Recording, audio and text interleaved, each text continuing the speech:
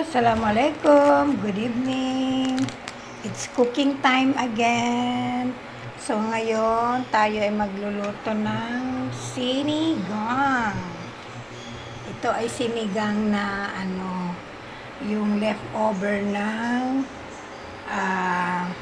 inihaw na manok. Hindi naubos kasi meron pang isang ulam na niluto. Kaya hindi naubos, tinabi ko sa rep. Ngayon, since umuubo-ubo yung aking binatap, pahihigupin natin siya ng maasim-asim. So, meron tayo ditong sinigang, sampalok mix, halal. Okay, Bismillah.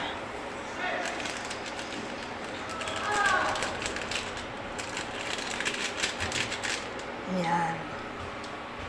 Tapos, ang kanyang sahog ay talbos ng kamote. At may chicken dyan na boiled na siya. Okay, binoiled natin siya sa dahon ng laurel. Minarinate natin siya sa kalamansi at asin. Ito naman ay gagawin nating chicken, shredded chicken or yung pastil. So, yan ang ating menu for today.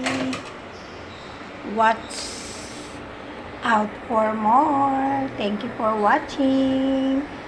Okay. Marami pong salamat. Welcome to Lola Omis Vlog. Ang matandang bayaning puyat. Salamat po.